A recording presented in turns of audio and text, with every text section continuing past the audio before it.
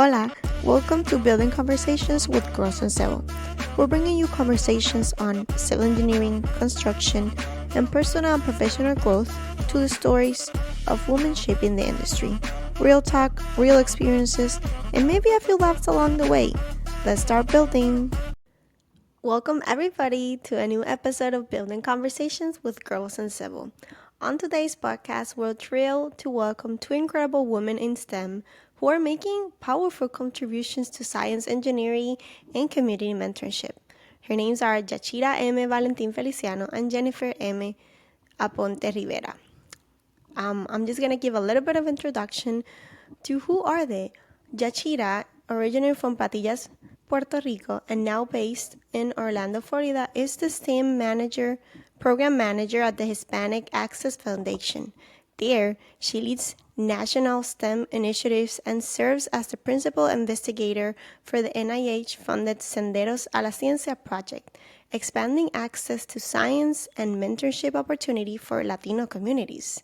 With degrees in industrial biotechnology and civil and environmental engineering from the University of Puerto Rico at Mayagüez. She's also the co-founder of LeadUp, a mentoring network which supports college students with virtual career prep and guidance. Joining her is also Jennifer Aponte, a research civil engineer from Guaynabo, Puerto Rico, currently based in Falls Church, Virginia. She works at the Turner Fairbank Highway Research Center, where she leads pavement data management and the development of the InfoPTF web portal. With nearly a decade of experience in pavement design, management, and sustainability, Jennifer brings deep technical expertise to her work in infrastructure. She earned her bachelor's degree in civil engineering, also from the University of Puerto Rico at Mayagüez, and she enjoys hiking, painting, antique treasure hunting, and travel. Both guests share a strong drive to give back to their communities and inspire future generations in STEM. We're so excited to dive into their knowledge and welcome to the podcast. So today we're going to change a little bit more on how the dynamic works. It's not only going to be me now, leading the conversation. We're going to have my friend Yachira, who I introduced before, to be taking over and just guiding us through the conversation a little bit more about imposter syndrome. So I'm so excited about this and hope you guys enjoy. Yachira, you can take it over. Thank you, Gilmarie. I'm so excited to be here and have a conversation with Jennifer and yourself about your career, your trajectory, the stories behind it, and more importantly, how that all intersects with imposter syndrome. And I think we want to set the stage as well for everyone that's hearing us. We understand there is a lot of information about imposter syndrome. At times, it's also expressed as imposter phenomenon and many other variants of that. But let's just start with a brief explanation or definition of what imposter syndrome is.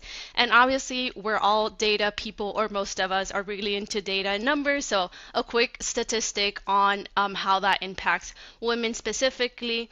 And I'm hoping to get more of your perspectives as women in engineering. So this source, Ambition Theory, which is a website on professional coaching, leadership, and training for women in construction, was talking about imposter syndrome. And for them, they were saying that it's a feeling that you don't deserve to be there and you don't know what you're doing. And then at any moment, people might reveal that you're a fraud and you're not supposed to belong.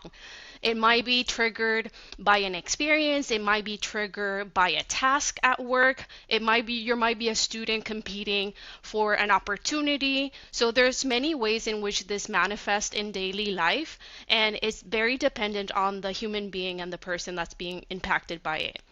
Some cool statistic that I saw is that most recently a systematic review published in the Journal of Current Research in Behavioral Sciences took a careful look at the gender differences in imposter syndrome or phenomenon. The study kind of showed that women consistently score higher on measures of imposter syndrome.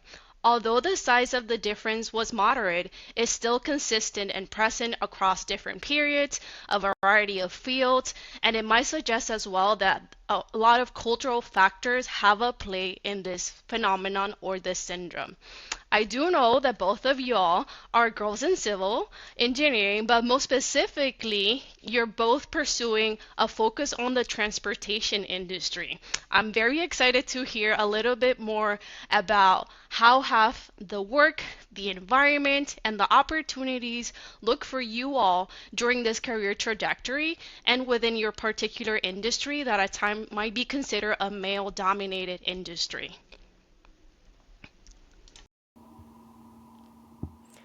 So maybe I can start first. For me, in terms of like just being in a room full of males, sometimes it's kind of just difficult to really understand and feel like, do I really belong here? Am I in the right place?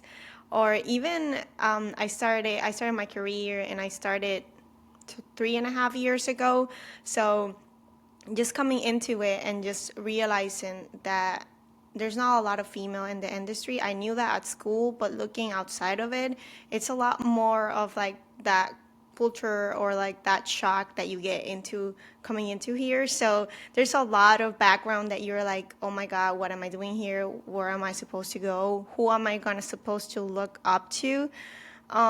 And obviously, there's a lot of males in the industry that do support us, but it's not the same having another person just there that you can see. Oh, if that person's doing it, I can also do it. Like I can also like break those barriers and everything. So for me, it was just more of that shock coming into the industry and knowing how it is the everyday life, and how can we just like keep it going a little bit different.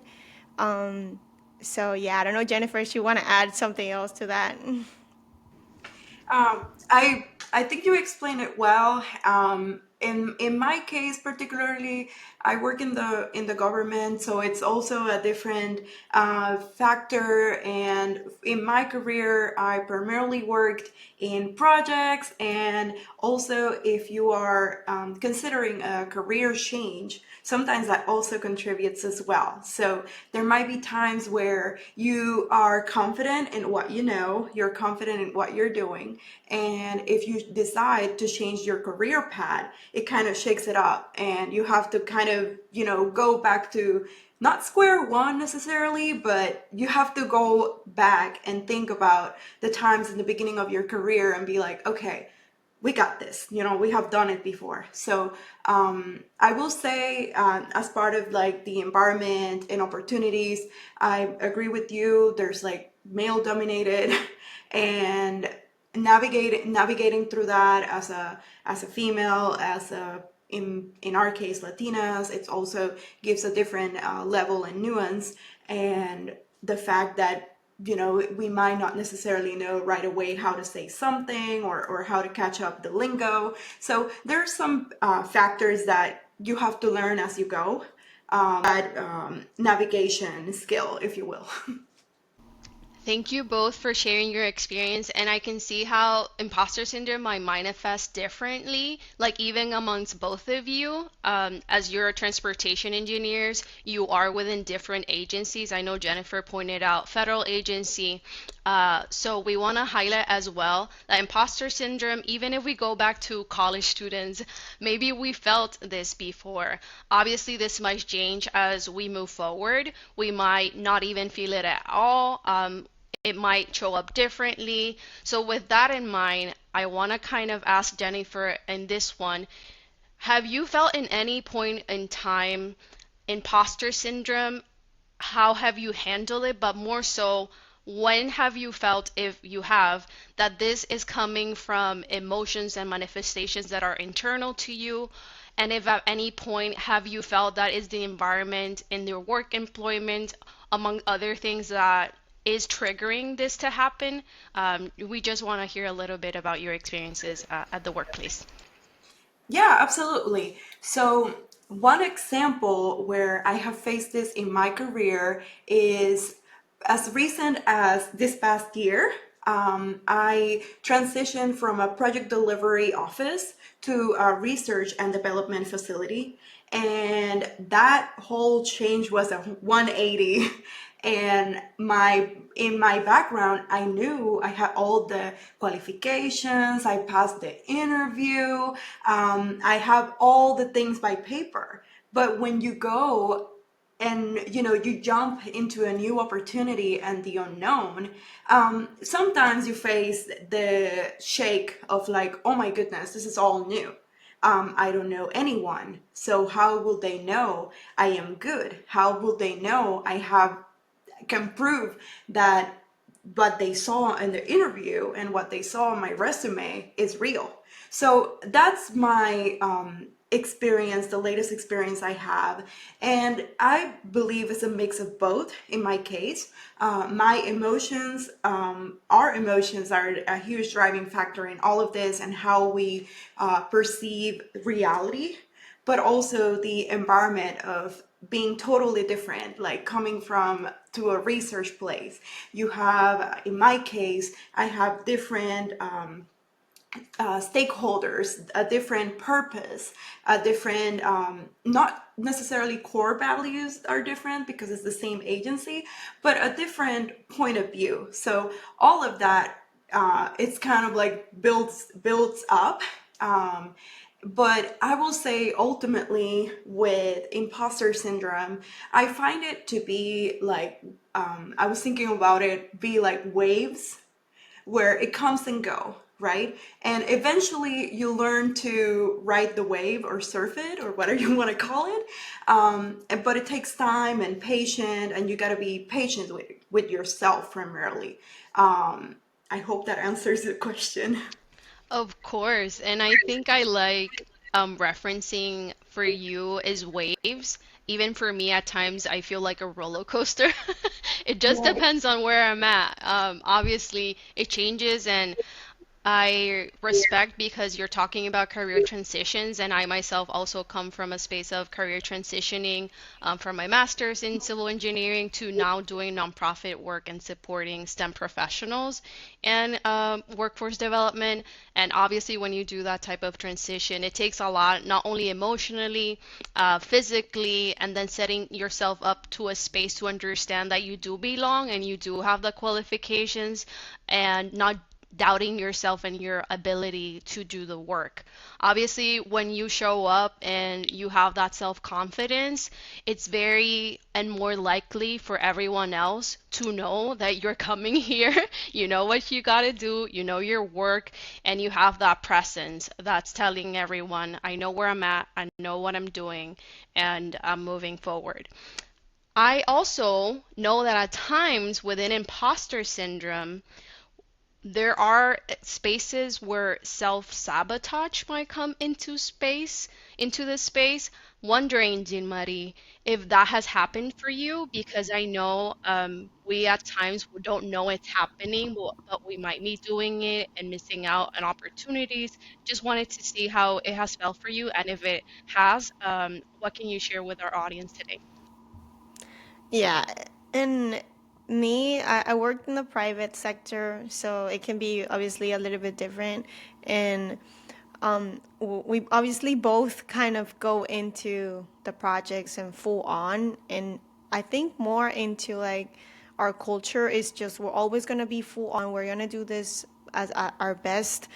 We have super high standards, so that takes a lot of a toll in terms of ourselves and how much we demand of ourselves to give to a project or to give to even a company, to give to someone that you look up to. So I would say sometimes it does take a toll on yourself, and you're like kind of not talking great to yourself. So you're kind of sabotaging how you're like putting your opinions to others. If you're doubting yourself so much and you're like, oh my God, I want to do so great, that sometimes I'm like, do I really know what I'm doing? Do I really just go that extra mile? Am I doing enough? Am I doing like, and then you get all in your mind and you're like, oh my God, how am I going to move forward with all of the things that I have for myself? And sometimes it's just best to take one step at a time and not put yourself in that high pedestal that you're always on, because you're going to make mistakes. You're going to be just try everything. Obviously try your best, but sometimes it's gonna be kind of difficult. And just trying, I've done it a lot of times. I've done it a lot of times where I'm like self-critical, and no, you should be doing a lot more. You're seeing those people that have that confidence, and you want to be how they are. You just want to keep doing more. So it kind of takes a toll in your mental health too, and kind of just figuring it out, how I do that balance between like, I want to do a lot, but then I'm doubting myself every time I'm taking a decision. So I'd say like, yes, it does a lot on you and that power, but it's also having that kind of like relationship with yourself, and knowing that I do deserve to be here, and I do deserve to share my opinions, even though sometimes I might be incorrect and not do as I'm like technically supposed to do, or I don't even know how to, because I'm still doubting everything that I'm doing. So yeah. I I can understand where you're coming from, and for me, I felt as you were talking is the importance of self-awareness in this process of the come and go of the emotions, understanding what you're feeling, what is a fact, and what is just your perception of what is happening. Obviously, in those emotions, and as being a professional in your respective careers and fields, there might be spaces of doubt. You will not always know it all, and that's totally fine. In the same way that asking for help is totally fine. At recognizing when we don't know something, to say, I don't know, I can get back to you, or I can send you over to another staff member that does have that expertise. That's all pretty valid. And then the same way, the emotions can still happen. So when do we manage the emotions as they show up, and creating that self-awareness and creating space to ride the wave, like Jennifer said, or be in that roller coaster, is part of a process and will be independent on and different for everyone. Ultimately, I do want to recognize that you both have started to talk about strategies. Imposter syndrome, the way that we all manage is very different, like we keep saying. And I'm wondering if there in this process have been different strategies, materials, resources that you have thought of in this process of overcoming, empowering yourself, and mostly at times even beating it, like being that warrior and beating and overcoming this imposter syndrome. I don't know if Gilmarie, you want to start us off? Yeah, and I do want to add that sometimes we're doubting ourselves in terms of like putting us in a position for growth. So those type of like things that we're saying to ourselves do matter. So I love what you said, Jachira. And I would say in terms of tools that I've kind of used, and obviously for me it does comes and goes, and it's still a lot of like a big part of what I'm doing in my everyday life. Every time I think I'm in a new challenge, I kind of doubt myself. So those kind of things like do come and go. And I love like saying that, because it's like, yeah, we're all in the same boat. We're all having to go through some like similar things. So some tools that I have been using a lot is like relying on mentors, or like someone that could help you kind of see that you're in the right place, like you're doing what you're supposed to be doing, like having those person that you look up to and you're like, oh, I want to be there, and then that person is like giving you feedback and is giving you like, oh yes, you're in the right track, you're where you want to go, or kind of make that value on how you're doing and how you can keep growing. And I started doing also another thing that I was talking to my therapist about. I started doing like a small list of like small or big like accomplishments that I've been doing at work. And it does help a lot. Like sometimes I just write down one thing, like a positive thing that I did. Or I showed one of my coworkers how to do this. Or I designed the model and it worked out, or just smaller things to kind of keep you in a positive mindset and a mindset of growth. It did help me a lot, and just kind of figure out like, okay, I'm doing this and I'm like going the right path, or the path that I want to go on. And it reminds me that I'm capable of doing what I'm supposed to be doing. So I would say that that's some of the things. I don't know if Jennifer, you want to add something else. I agree 100% with what you have shared so far. I would like to add, in my case, something that helped me in the beginning of the transition in my career, that was that I randomly applied to a coaching program in the department that I work at, and I was selected. So, through the coaching sessions, my coach helped me navigate some tools and things to help me especially in the beginning. And one thing I talked with her that was really useful was creating a list of things that I know, or things that I'm confident at, or like basically the qualifications versus what I think I don't know. And a lot of times you will find that you know more than you give credit for.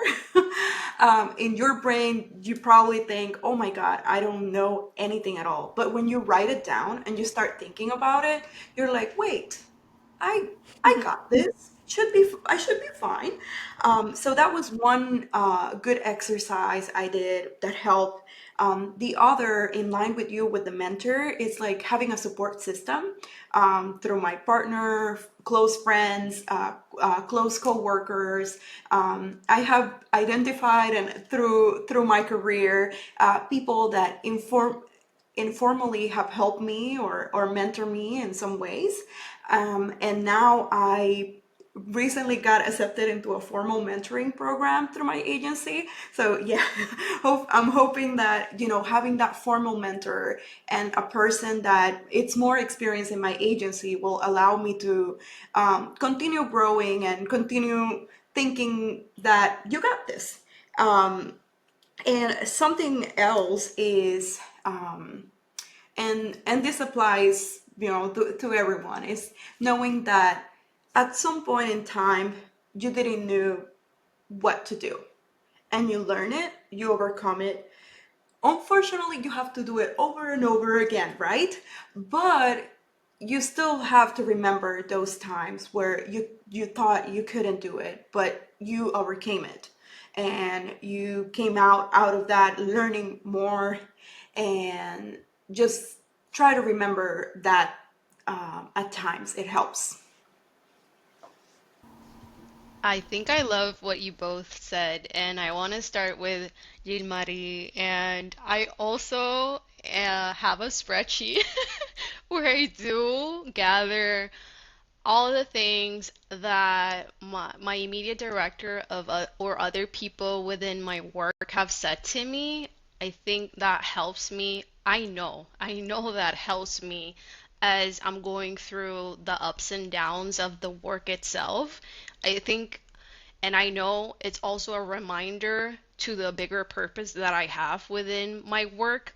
We all have different missions as individuals, but also in the work that we do. We're driven by something.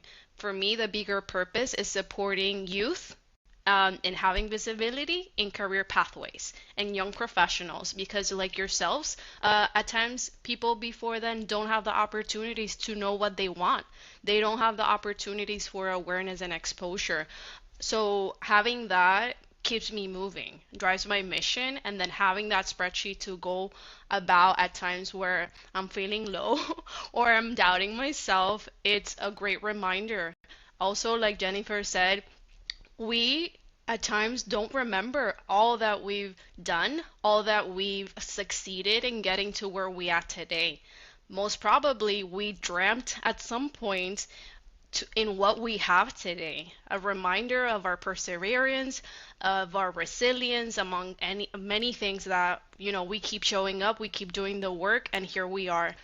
And that's something that we also have to celebrate, because that's another thing that we should do in preventing and overcoming and being empowered when we do have those manifestations of imposter syndrome. Celebrating ourselves, and being in community, working with other colleagues, and elevating them too. That also helps us being in connection, being in community, and that self-empowerment and our ability to just move forward. So I want to share that I think everyone that's hearing right now is in some way vibing with what you all have shared and what we as women in this industry, yourselves in the transportation industry, are hoping and breaking cycles, breaking spaces, putting yourself in the table, in the spaces, in the industries that we've wanted to be for a while, and we're there, and we'll keep being there. We'll keep breaking barriers.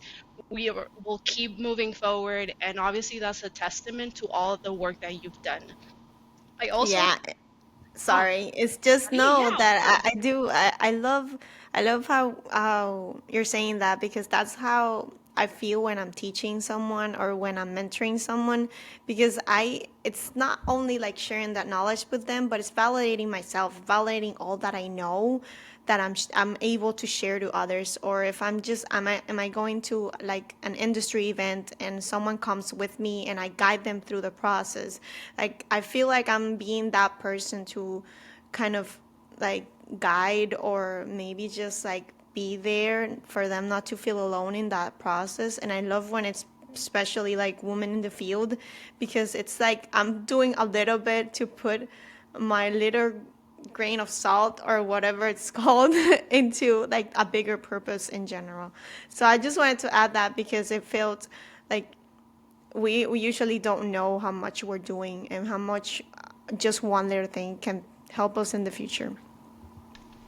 It's a seedling that might eventually be a flower, a forest, a tree. What we give, it has ripple effects. We at times don't see it, but eventually it does show up. It's a never ripple effect of whatever you have planted. Is it of good? Is it of support? Is it of mentorship? Is guiding someone? Eventually, a ripple effect. It flows and it follows, and it allows other people to move forward and to grow and to nurture themselves, even at times where they're not saying it to you. I think with that in mind, I wanted to ask, I understand hearing a bit about the lessons learned in this process for both of you all, as you have this wave or come and go of this manifestation of imposter syndrome. But if you had anything additional to share about what you have learned about yourself during this process and how it's from point A to now point B, I would love for our audience to know more a bit about it. Maybe we can start with Jennifer and then move forward. I will say one of the biggest lessons is the resilience.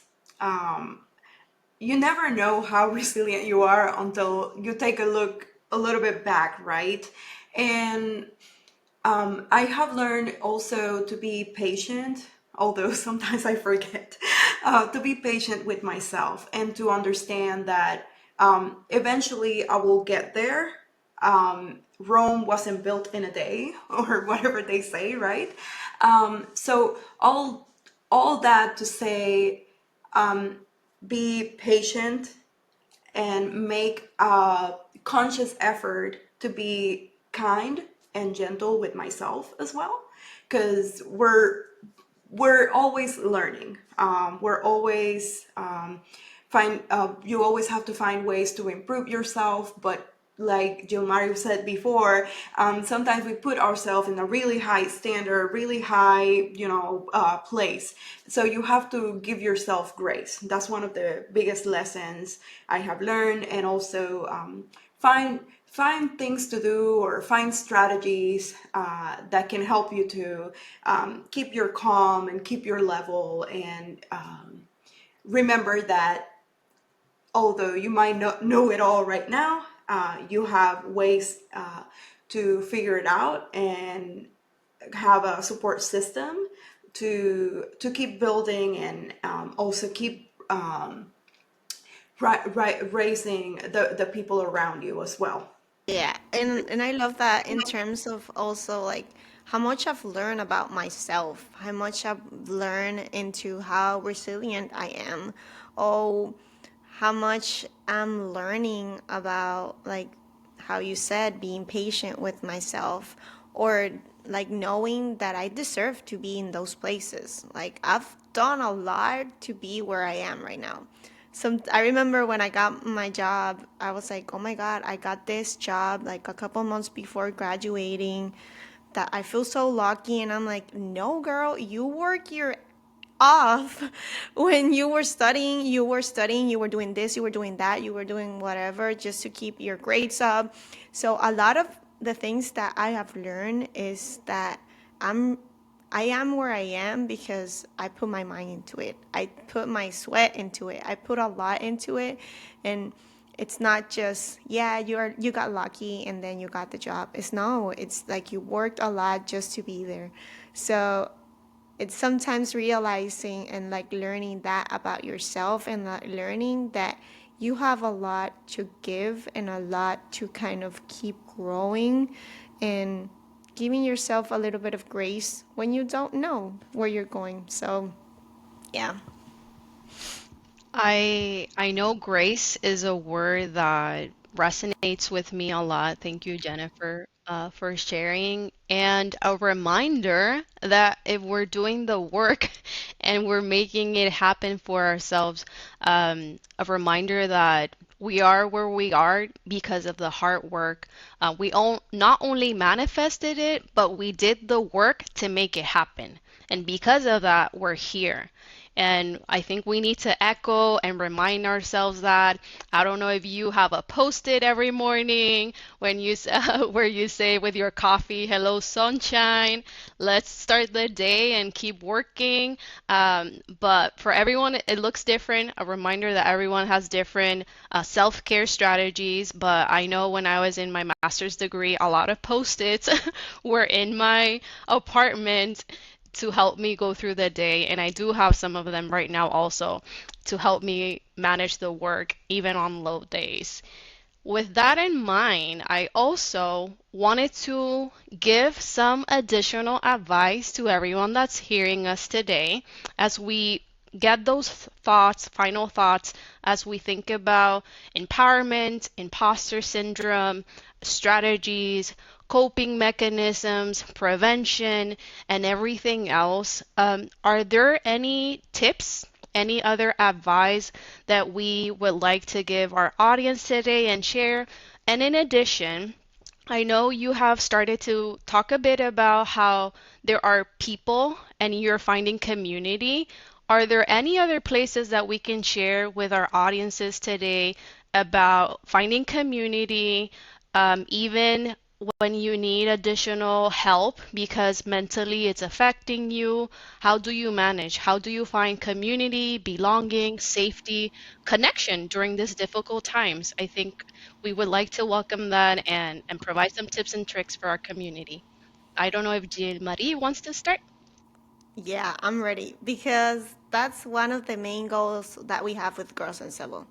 Our community, it's right now mostly online, but finding those people that you can just like relate to, because right now what we're sharing this episode today is not just talking about how to overcome it, or how, no, it's just telling you we're going through the same things.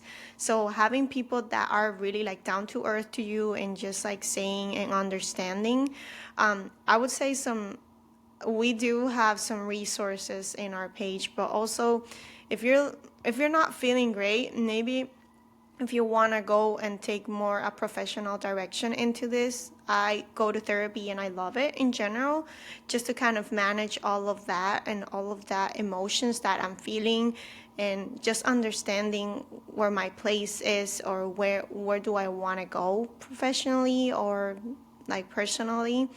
But I would encourage you to kind of seek out and look for other people that are where you're feeling right now, or maybe people that you see and you're like, oh, this is what I want to go with my life, or this is something that maybe could help. Or yeah, if sometimes when we have a lot of people that reach out to us in our Instagram page specifically, or LinkedIn, and they're like just asking us for resources, and that's what we do. We just want to create a community that we can share resources, we can share how we're feeling, or how you can like connect to maybe someone else in general.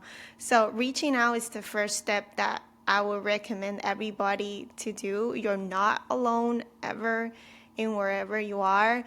It doesn't I know it's obviously a lot, but taking that first step says a lot about you. Says like this is the direction you want to go. You want to go forward. So I would encourage you guys, if you feel anything like that, the first thing to do is reach out to someone.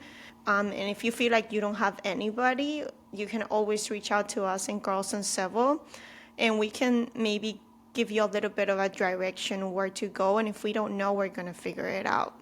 So that's where I would go. And I'm always talking about Girls and Civil, so this is what this podcast is about. And Jennifer, yeah. I want to add just really quickly. I definitely agree. Community is a really big thing. Finding, if you don't know where to start, I recommend finding people within your same experience level. Find someone that you think like, oh, maybe this person seems nice. Let me talk to this person, or network, have build your network little by little. Something that in my case helped me a lot is exactly that.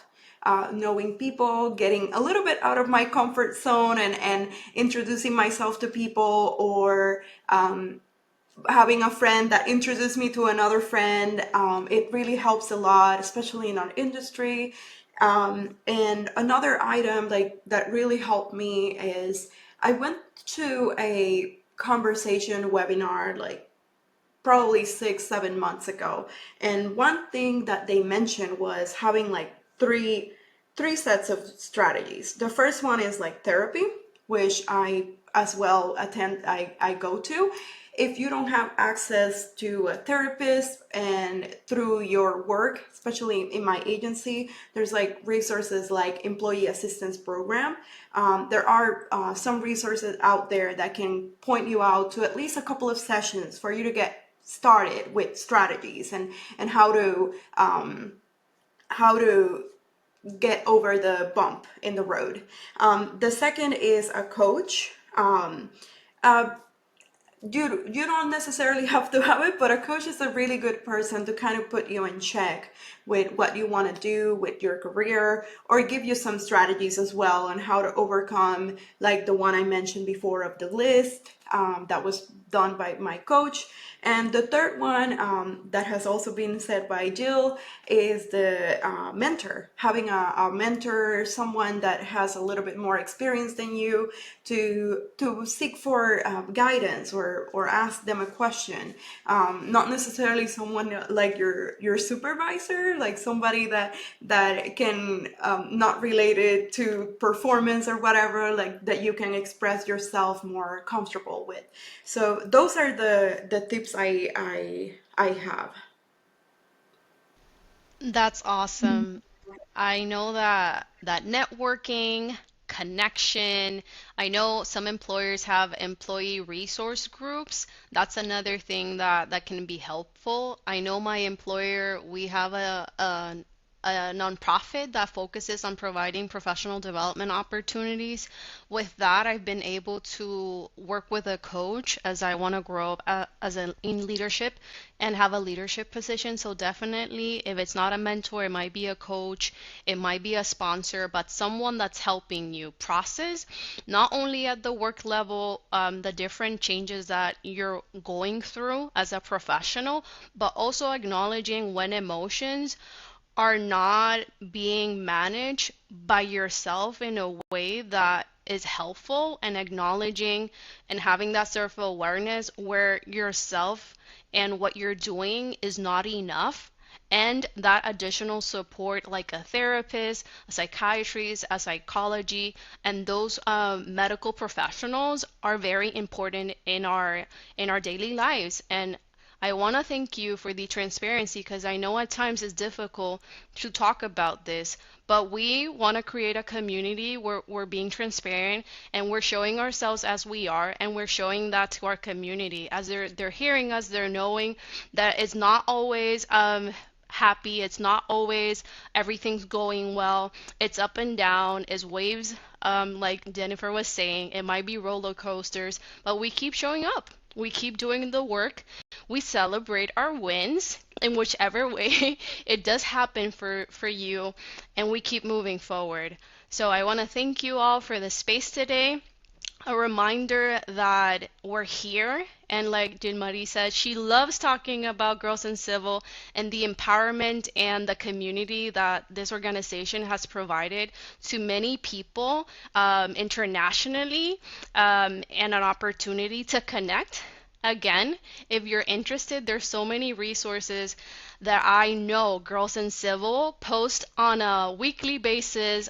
They also have a website, they have everything. So I invite you all to just take a peek, hear us out. I know there was a previous podcast episode, so I encourage you to hear that one as well. Our amazing engineer Jada Rocho was having a great conversation with Jean Marie that I'm not gonna say anything because I encourage you to go hear it out. But thank you for hearing us today. We'll come back with more engaging conversations with our Girls in Civil on our next episode. For the time being, stay tuned, and thank you again. Bye. Thank you. Bye.